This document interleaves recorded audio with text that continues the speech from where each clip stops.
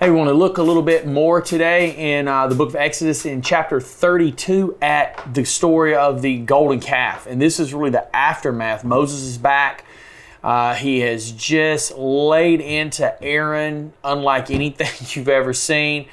And now he is kind of turning his attention towards some of the other things that's happening. Let's see how Moses sees this. Verse 25. He says, Moses saw that Aaron had let the people get completely out of control, much to the amusement of their enemies. So he stood at the entrance of the camp and shouted, all of you who are on God's side, come here and join me. And all the Levites gathered around him. So the people are completely out of control. So the people had cast off all restraint. They were doing whatever they wanted. It's kind of like that judge's idea. They did what was right in their own eyes. And it's a very dangerous thing. And the idea behind this is of a loosening or an uncovering that was happening. And there is a complete absence of any restraint, of any guiding principle. And what is so interesting is in our modern culture, this is seen as a good. Moses views this and he's like, you guys are out of control. Like you cast off all restraint. This is awful. Whereas our modern culture wants to cast off all restraint, all moral certainty, all moral guidance, and everyone simply do what is right in their own eyes.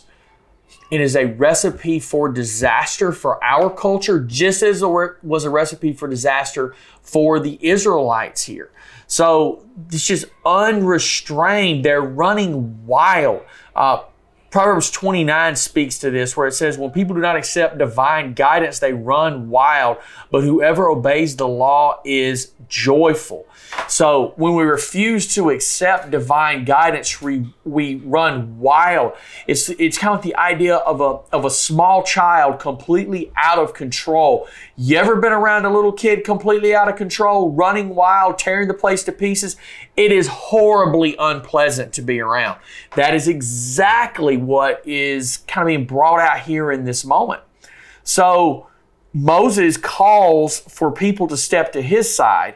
And the Bible tells us there that all the Levites gathered around him. Now, Moses is from the tribe of Levi, so that would make sense that the Levites would gather around him, this son of Jacob whose descendants formed this tribe. So here we have unrestrained, running wild, out of control in every way, rejecting moral standards, rejecting God, rejecting common decency. Sounds very, very familiar.